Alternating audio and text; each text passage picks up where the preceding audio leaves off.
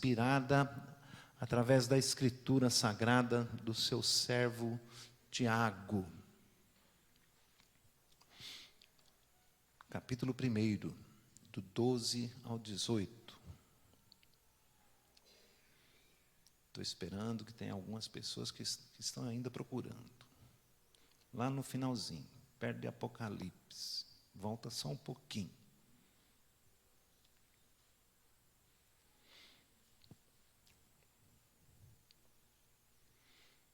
Findou-se a procura, vamos à leitura. Bem-aventurado o homem que suporta com perseverança a provação, porque depois de ter sido aprovado, receberá a coroa da vida, a qual o Senhor prometeu aos que o amam. Ninguém, ao ser tentado, diga, sou tentado por Deus, porque Deus não pode ser tentado pelo mal e Ele mesmo a ninguém tenta. Ao contrário, cada um é tentado pela sua própria cobiça, quando esta o atrai e seduz. Então, a cobiça, depois de haver concebido, dá à luz o pecado. E o pecado, uma vez consumado, gera a morte. Não vos enganeis, meus amados irmãos. Toda boa dádiva e todo dom perfeito são lá do alto, descendo do Pai das luzes, em quem não pode existir variação ou sombra de mudança, pois segundo o seu querer, Ele nos gerou pela palavra da verdade, para que fôssemos como que primícias das suas criaturas. Vamos orar mais uma vez, Senhor Deus, que está a Tua palavra que foi lida, e rogamos agora pelo poder do Senhor, poder do Teu Espírito Santo. Vem nos encher, Senhor Deus, da Tua graça infinita, tanto para expor Tua palavra. Ajuda-nos a ser fiéis a ela, especialmente, Senhor Deus, para a compreensão daquilo que queres nos ensinar. Corrige-nos, conserta-nos, coloca-nos de volta no caminho, todo aquele que preciso for. Rogamos, ó Deus, que o Teu nome seja engrandecido mais uma vez em nome de Jesus. Amém. Muito bem, queridos. Nós temos ainda como tema principal a incoerência do cristão, né? Quero dizer com isto, Tiago continua fazendo o seu check-up, continua a observar, fazendo o diagnóstico do crente. Então, se realmente somos o que aparentamos ou o que dizemos de boca, né? Então, esse check-up é feito pela palavra de Deus, sendo que o tema secundário, que é o que está em foco, é ainda a aprovação da nossa fé. No primeiro check-up, Tiago fala como o crente deve passar pelas provações, como é que ele deve agir, o que ele deve fazer. Aí, se os irmãos se recordam, e a palavra nos ensinou que devemos passar com alegria, porque as provações produzem em nós a perseverança e também nos aperfeiçoa. Então é motivo de alegria. Não é à toa, não é sem sentido, não é sem alvo, mas o Senhor, quando permite, quando vem a prova, Ele tem objetivos claros para nos dar perseverança e aperfeiçoamento. Devemos passar também, além de alegria, com sabedoria. Isto não pode faltar ao crente quando está passando em meio às tribulações. Precisamos passar com sabedoria e também com contentamento. A falta de contentamento é perigosíssimo, especialmente quando as provações são financeiras, são de caráter de sustento, né? Então, precisamos passar com estas bênçãos, né? Alegria, se alegrar, não se deixar levar pelas lutas, entristecendo-se demasiadamente. Mas devemos passar com alegria, porque sabemos, confiamos que Deus está produzindo algo importante, com sabedoria e com contentamento. Mas agora, ele vai tratar do problema da origem das provações. Então, se primeiro era como passar pelas provações, Tiago agora quer falar a respeito da origem, da onde procede, o que acontece. É muito interessante a maneira como ele aborda. Ele tem em mente, ao escrever, um estilo literário semelhante ao de Paulo, quando fazia as suas diatribes. Se lembram quando estudamos a carta aos Romanos? Ele imaginava um personagem que fazia perguntas imaginárias e ele estava sempre respondendo às perguntas. Então, Tiago está usando a mesma técnica aqui, pressupondo que alguém estaria perguntando estas coisas. É como se ele dissesse assim: alguém está questionando as instruções que eu estou dando, né? Está tentando refutar de alguma maneira. Então, ele, de forma perspicaz, diz assim: pode perguntar. Pode perguntar. O que você quer saber? A palavra de Deus é capaz, está pronta para responder às questões mais profundas da nossa alma. E essa pergunta fica implícita. Se primeiro a questão era como passar pelas tribulações, pelas provações, agora a questão é de origem. De onde elas procedem? Então, Tiago, sabendo que essa minhoquinha está na nossa cabeça, espera aí, aprovação, luta, espera aí, mas se procede de Deus, que coisa estranha. Parece que Deus é mau, com tais coisas para cima da gente. Rapaz, a gente vai tentando viver uma vida de santidade, de luta, de busca, e a gente começa a se achar perfeitinho, bonzinho, já santinho, e fica pondo em xeque a bondade de Deus, dizendo: então é Deus que manda essas coisas para cima de mim? Então, Tiago, sabendo disso, sabe quando a gente pensa assim: caramba, eu penso uma coisa, nem chego a verbalizar, alguém já responde o que você pensou, você olha assim, você, até assustado, você fala: o quê? A pessoa parece que ouviu o meu pensamento, parece que leu o meu pensamento. É porque a palavra de Deus, conforme escrito nos Hebreus, né?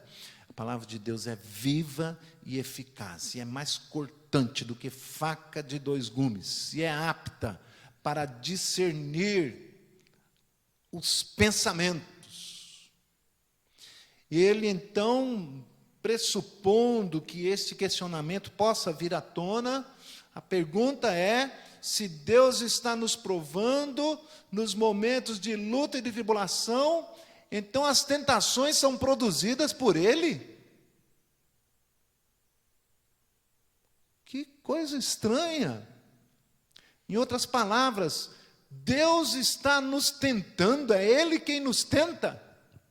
Então Tiago responde com clareza, contundente a esta pergunta, né? Sem titubear. E este é o tema da nossa mensagem nesta noite. Qual seja,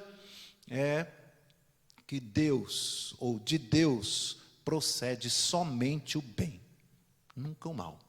De Deus procede somente o bem. Como é que Ele nos prova, então, com tentações? Então ele começa explicando qual é a origem da tentação, para que nós possamos compreender melhor isto. Essa é a ideia de Tiago. Qual então a origem? Primeiramente, nós precisamos entender que há uma diferença de termos: provação e tentação. Interessante, porque o texto trabalha com as duas palavras aí, e parece que é a mesma coisa, não parece? Mas se eu puder resumir de alguma forma, provação e tentação são produtos ou são dois lados de uma mesma moeda. A mesma ação, por um lado, é provação, por outro lado, é tentação. Vamos lá. Tiago vai aprofundando cada vez mais para que a gente possa entender isso e que fique claro. Então, se há essa diferença, veja só, no original, a palavra, tá aqui, eu botei aqui em grego, é peirasmos. Peirasmos. Esta é a mesma palavra usada quando foi traduzido para tentação, e a mesma palavra, peirasmos, quando foi também traduzido para provação.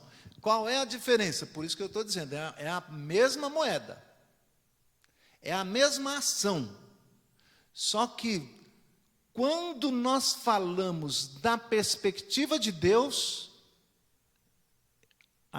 o próprio contexto nos faz pensar nessa palavra como provação. Está claro? Se é, por outro lado, do lado humano ou até diabólico, se chama tentação.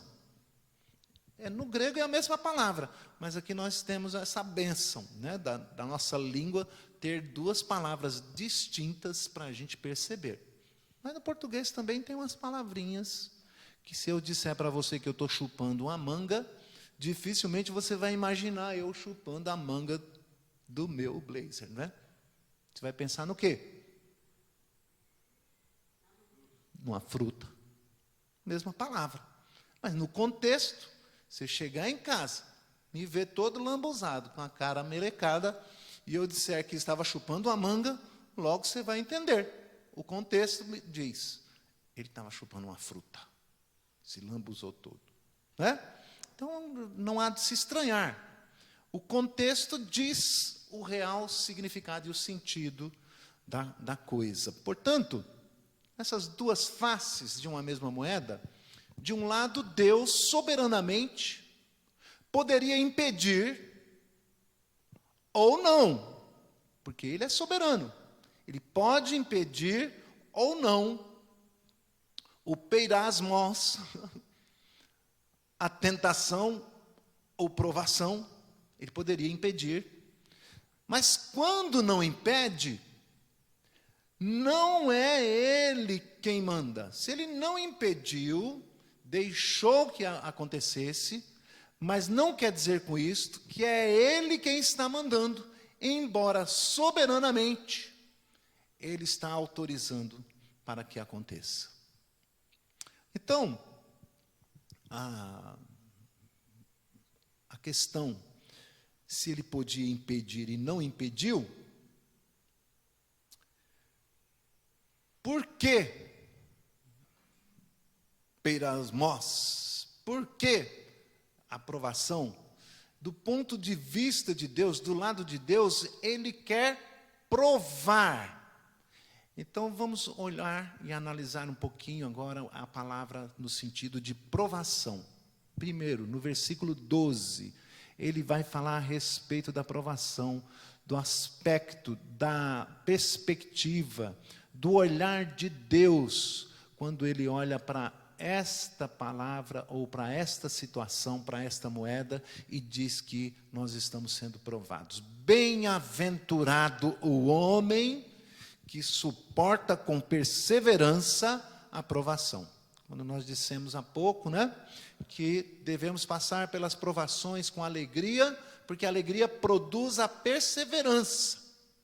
Então, veja, do aspecto, do ângulo da perspectiva de Deus, Ele está produzindo algo em nós. Está fazendo isto por sua bondade. A sua permissão vem trazer benefício para nós. Especialmente porque uma fé que não foi comprovada não tem valor algum. Uma fé de boca não tem valor diante de Deus e de nada serve. Então, ele permite e agora elogia, sentencia, dizendo que é feliz, é bem-aventurado aquele que suporta com perseverança a provação. Porque depois de ter sido aprovado, então veja, na perspectiva de Deus, Ele não põe a aprovação ou permite que ela aconteça com a intenção de nos derrubar. Qual é a intenção? É de que sejamos aprovados. O próprio texto, né, com a singeleza de Tiago, ele diz, depois de ter sido aprovado, é o que Deus espera de nós. Ele não põe para cair. Eu tinha um professor no seminário, o reverendo Daniel Manuel, um mestre, um homem de Deus, o exemplo que eu acho que todos os professores de seminário deveriam ser como aquele homem. Já viram que eu gostava dele, né? Mas quando ele dava a prova, ele, na verdade, ele queria saber se estava tudo bem com o aluno.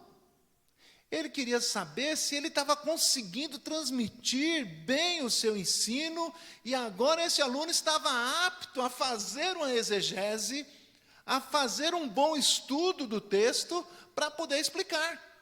Ele não fazia a prova dizendo assim, vou reprovar esses caras. Não era essa a intenção. A intenção dele era dar a prova para ver, olha a intenção desse homem, para ver onde é que ele poderia ajudar mais, em que ponto ele está falhando como professor. A intenção da prova para ele era ajudar. E a sua alegria, a gente podia ver isso na sua alegria, né? Na sua satisfação em dar a nota quando aprovados. Parabéns, querido! Você conseguiu. Uma vez eu fiz uma prova de média, faltou 2 décimos. Aí ele ficou triste. Puxa vida, Alberto, faltou tão pouco. Você poderia dizer, por que o senhor não me dá? Porque eu não tenho que te dar. Você é capaz de conseguir. No próximo semestre, nós estamos juntos, eu vou me esforçar para você aprender melhor. E você vai conquistar e não vai ficar devendo esses pontinhos para mim. Rapaz, você reprova com a maior satisfação. Eu não é?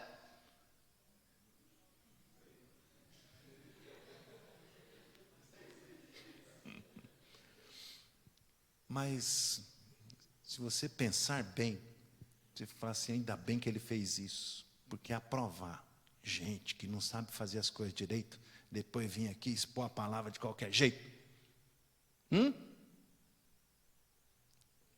Fala a verdade. É com satisfação. Mas eu reprovei no grego 4 vezes, só Jesus na causa. Esse mesmo professor disse uma vez para mim assim, eu não tenho dúvida do seu chamado. E eu me sinto honrado agora, porque Deus me colocou para capacitar você. É um homem de Deus, né? Eu estou dizendo isso por quê? Porque esse é o objetivo de Deus, Ele não tem prazer na nossa reprova.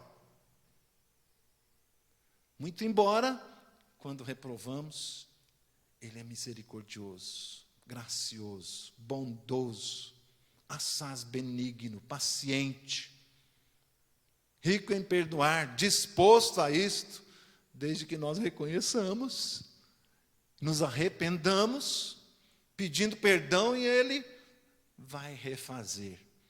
vamos fazer de novo aí o semestre, não é? Para novas provas, novas provas. Veja, é diferente, é diferente. Quando a prova vem, é como se ele dissesse assim: você pode passar por ela, hein, filho? Estou aqui, estou esperando você, filho. Você vai conseguir. Eu sei que é dura, mas eu sei para quem eu estou dando essa prova. Porque ele não dá uma prova maior do que o que você possa passar. Maior do que o que você possa suportar. Já parou para pensar nisso? Quanto maior a prova, Deus está te dando um baita elogio. Está te dizendo: filho, eu sei que você pode passar por isso. Demonstra. Demonstra, filho. Ele está esperando a aprovação, não vê a hora. Ele tem uma promessa. Assim é o Senhor para conosco. Ele vai nos dar a aprovação, vai nos dar a coroa da vida. Essa coroa aqui, é necessário que nós entendamos que a coroa, assim como hoje nas Olimpíadas nós temos as medalhas, né, é o prêmio pela conquista. Na época era dado uma coroa, né, lauréis ou folhinhas entrelaçadas, uma coroa de louros, é o prêmio. Então devemos olhar para essa palavra coroa da vida, vou te dar a vida como prêmio. Porque o pecado, o cair nas provas, o cair nas tentações, te leva à morte. Mas você, que se mantém fiel, que passa pelas provas, que as vence, eu tenho um prêmio especial para você. Você vai passar de ano. E eu vou te dar o prêmio da vida eterna. Essa é a ideia, é a visão, é a maneira como Deus olha para a nossa vida quando somos provados. Ele promete a vida eterna, porque demonstramos na prática que o amamos. A coroa da vida para aqueles que o amam. Não é só de boca. Ai, Senhor, eu te amo. Aí eu fico aqui cantando às vezes. Digo, então vou levantar as minhas mãos e louvar. Eu me rendo e não sei o quê. Se isso tudo for da boca para fora, de nada serve. É balela, é bobagem. Por isso as provas vêm e o Senhor diz: vai, filho, agora mostra. Demonstra que você pode, que você é capaz. Eu sou contigo, eu te ajudo, eu não te deixarei. Então, irmãos, é isso que Ele espera de nós. A tentação, aí Tiago diz assim: mas olha só, isso é Deus. Ele olha para isso tudo como prova, como provação. Você está sendo provado. Deus está dando a você esta oportunidade de demonstrar, de provar que a tua fé é um check-up, é um diagnóstico. Demonstra.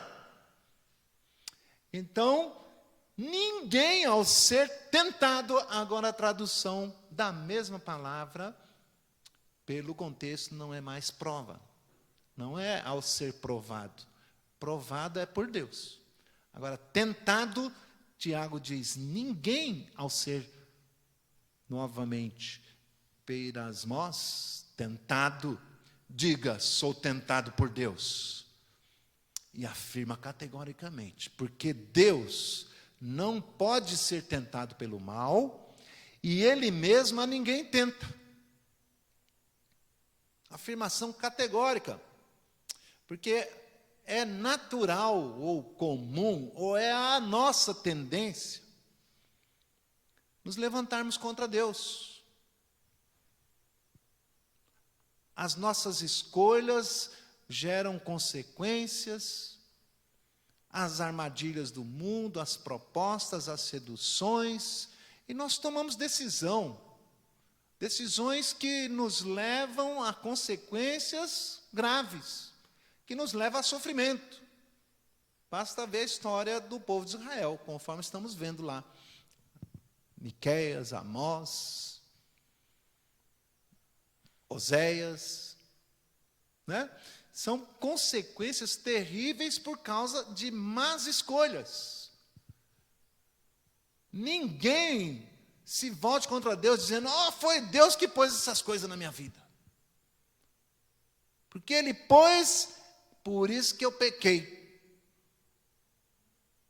O que Tiago está afirmando aqui categoricamente que o mal, o pecado, não procede de Deus e ninguém, faça o favor, ninguém o acuse disso. Porque Deus a ninguém tenta. A ninguém tenta. Aqui, se não vem de Deus, então de onde é que vem? Então, uma das respostas possíveis seria uma obviedade. Vem do diabo, então. As tentações, as provações, né? Mas, para que isto seja verdadeiro, seria necessário que nós fôssemos inocentes, santos e sem pecado algum, sem inclinações para o mal, sem inclinações para o pecado. Isso só pode ser verdadeiro lá no Éden, quando ainda não se tinha essa tendência, por não haver ainda pecado. Quem é que traz? É o diabo. Ele introduz. E Adão aceita. E Tiago põe isto, ou melhor, Tiago não põe isto em conta. Ele vai direto ao ponto que levou, inclusive, Satanás a cair. Que ponto é esse? Qual é a origem? É a mesma, antes como hoje, é a cobiça. É o desejo de ter o que não é seu. É quando nós queremos ser o que não somos. No caso do diabo, a sua cobiça era ser como Deus. E ele introduz a cobiça no coração do homem, dizendo: você será como Deus. Essa é a origem. Esse é o ponto que Tiago coloca com clareza. Daí ele conta um roteiro de novela. Essa interpretação aqui eu já vou dizer para vocês, aprendi com o reverendo Augustus Nicodemos. Muito interessante a maneira de colocar, que deixa a coisa clara para nós. Ele faz uma simulação de colocando a mulher na figura da cobiça. E o homem com sua vontade, o ser humano com o seu desejo. Então, a mulher chamada cobiça atrai a vontade do homem e o seduz. E o homem cede a esta sedução e se envolve profundamente com esta cobiça, com esta mulher, e ela concebe, engravida. Ao conceber, o filho nasce. O nome dele é pecado. E ele cresce e mata o pai. É interessante dizer estas mesmas palavras agora nas palavras de Tiago. Aí vocês vão perceber como é verdadeira a novela, né? O roteiro aí. Ao contrário, cada um é tentado pela sua própria cobiça. Quando esta o atrai e o seduz, então a cobiça, depois de haver concebido, engravidado, dá a luz ao menino chamado pecado. Depois o pecado, uma vez consumado, mata o pai, gera a morte. Não é interessante? Interessantíssimo. Então, ninguém ao ser tentado, diga que foi tentado por Deus, porque de fato, quem tentou foi a sua própria cobiça, a própria maldade que está no seu coração, o seu desejo pecaminoso, encontrou a ocasião. A ocasião faz o ladrão, ou o ladrão já está pronto, só aproveita a ocasião? mesmo ditado vale para os nossos pecados. Vale para a tentação de nos desviar, de nos tirar da presença do Senhor. Então, a origem da tentação é a nossa própria cobiça. Se junta à nossa vontade e gera o pecado. A sedução da cobiça pode ser resistida e pode ser vencida. Isto depende do nosso esforço em ser fiel ao Senhor. Depende de nós confessarmos ao Senhor a nossa fraqueza. Senhor, está muito forte isso aqui. Me ajuda. Ninguém pense que pode vencer sozinho. Também o Senhor disse que não nos deixa só. Mas o ponto aqui é, a origem não é de Deus. Ele simplesmente faz uso da ocasião para provar a nossa fé. A sedução que pode ser resistida, pode ser vencida, não é? E a tentação em si não pode gerar o pecado. Somente nós, ao cedermos à tentação. Outra vez, como disse Lutero, né? A tentação são como pássaros sobrevoando nossa cabeça. Você não pode deixar ele fazer ninho, fazer morada. Daqui a pouco está botando ovo e filhotinhos. Nós não podemos aceitar tal pensamento, tal sugestão. Pode até vir do maligno. O que ele faz é apresentar-se, ou apresentar. Olha que bonito, olha que gostoso que é o pecado. E você está perdendo a chance, está perdendo a ocasião, está perdendo tempo. Aproveita. Isso aí, até aí não tem pecado. É a tentação, é a sedução. Compete a nós vigiarmos e sair fora e resistirmos às tentações. Não podemos ceder à sua sedução, senão pecamos. E o pecado gera a morte. O salário do pecado, o pagamento do pecado é a morte. Que tristeza! Nos afastar de Deus, nos deixar longe, separados. Quanto mais triste e terrível será aquele que fica separado para sempre. Né? Que bênção que o Senhor não nos entrega às nossas vontades. A vontade com a sedução, com a cobiça, vai gerando pecado que vai nos afastando de Deus. Deus não nos entrega isto e nos restaura, mesmo quando caímos. De modo que da parte de Deus, Ele nos prova, para que demonstremos que somos capazes de resistir à tentação. Então a moeda que chama peirasmos, tentação / provação, de um lado é tentação, por outro lado é provação. Quando cedida, gera pecado. Não procede de Deus, mas de nós. Ninguém diga: ah, Senhor, meu Deus, o Senhor botou o pecado e eu caí e pequei, porque Deus a ninguém tenta. Na verdade, simplesmente, Ele nos dá a ocasião para demonstrarmos que somos fiéis à sua palavra e ao seu amor, fiéis às suas promessas, fiéis às suas exortações. Então, segundo lugar, parece que o slide não saiu o segundo aí, né? Então, ninguém ao digitar primeiro, diga, não saiu. Fui eu que não coloquei, né?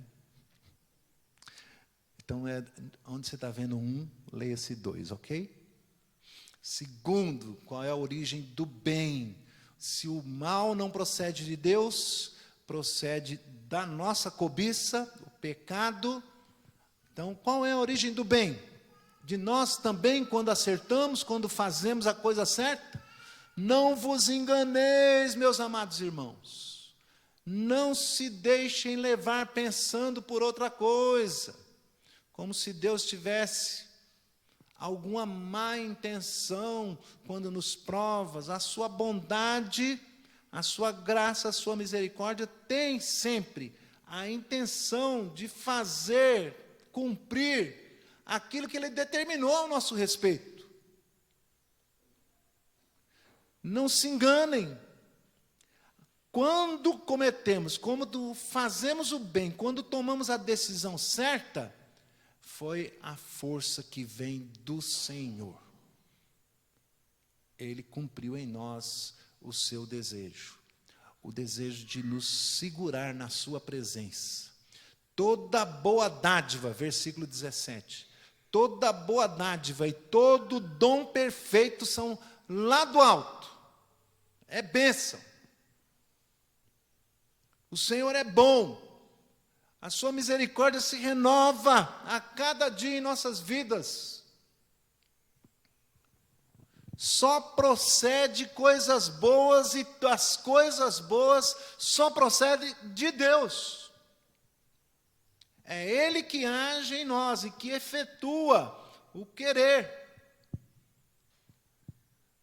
Toda boa dádiva, toda a sua graça, toda a sua provisão, a sua redenção, o seu amor, o dom perfeito, a bondade, vem lá do alto, vem de Deus.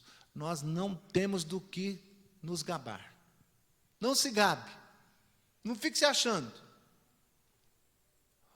Todo dom perfeito, toda boa dádiva vem do Pai das luzes, vem de onde habita a justiça, a verdade, a retidão, a luz, para que esparjamos a luz no meio deste mundo tenebroso. É preciso a graça de Deus, é preciso que Ele se faça bom uso da instrumentalidade dos seus servos. Nós somos instrumentos em suas mãos. Não há mesmo do que se gabar. Então, se for pecado é eu, se for bondade é Deus. E isso mesmo, é isso mesmo. É assim mesmo. Não há do que se admirar, não.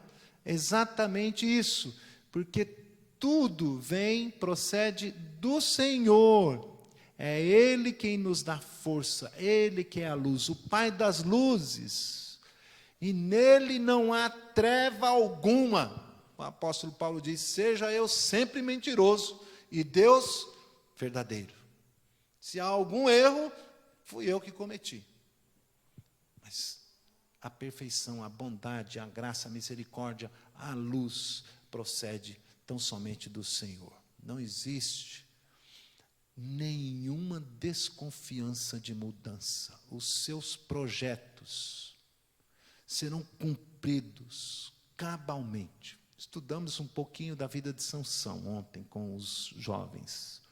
Sujeito chamado para ser o salvador de Israel. Nunca vi tanto tropeço. É interessante a Bíblia narrar tanto tropeço de um homem que é chamado para ser servo de Deus, juiz, profeta. Quanta bobagem fez esse homem. Mas Deus cumpriu o seu querer em Israel e na vida dele. Está lá ele, na galeria dos heróis da fé. Lá em Hebreus. Né?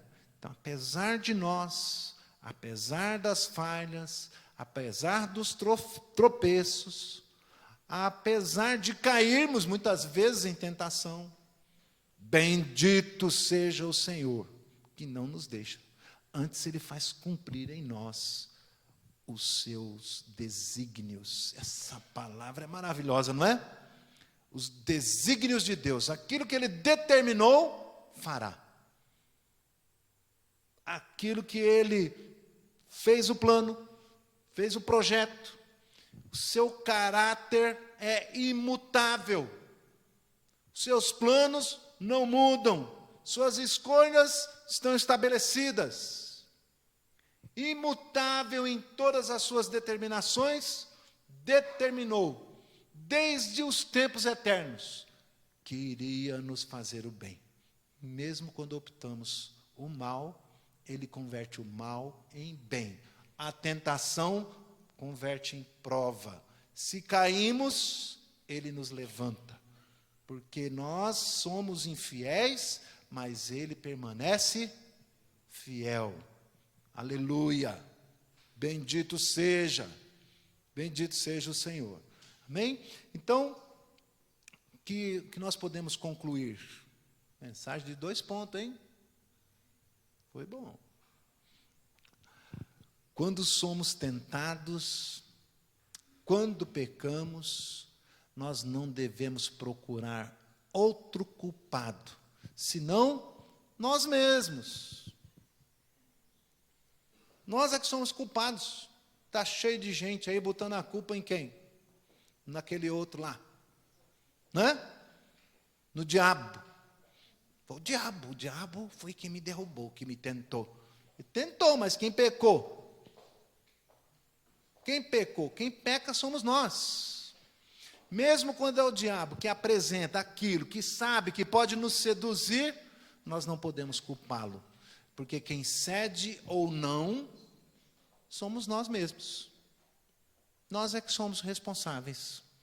Não tem outro culpado, não. Muito menos podemos culpar a Deus. Porque Deus a ninguém tenta. Porque de Deus procede tão somente o bem e nenhum mal. Então, a moeda tentação / aprovação, né? A tentação não procede de Deus, mas Deus converte este mal em bem, nos dando, transformando a tentação em oportunidade para nós, de provarmos a nossa fidelidade para com Ele. Amém, queridos? O que podemos fazer com isto? Agora que destrinchamos esta pergunta, né? Da onde procede as tentações? Da onde procede o bem? Devemos, então, assumir nossas falhas, nossos erros, e, arrependidos, confessá-los ao Senhor e deixá-los, com esforço, com oração, clamando a Deus, que mesmo quando tropeçamos, permanece fiel. Fiel ao seu plano, ao seu projeto, à sua salvação. Também, por isso, devemos nos alegrar com sabedoria e contentamento com aquilo que o Senhor tem nos dado e então sairmos vitoriosos. Como devemos passar? Com alegria, com sabedoria, com contentamento. E sairemos vitoriosos das provações. E o Senhor contente conosco, feliz conosco, muito bem, servo bom e fiel. Foste fiel no pouco, sobre o muito te colocarei. Então, consagre agora a sua vida ao Senhor. Rogue pela bênção do Senhor, para ajudar a permanecer fiel. Dizer, Senhor, eu sei da minha fraqueza, das minhas limitações, mas bendito seja o Senhor em tudo que o Senhor tem feito, permitido. O Senhor transforme o mal em bem, que eu seja um crente melhor, mais íntegro na tua presença. Consagre aí a sua vida ao Senhor.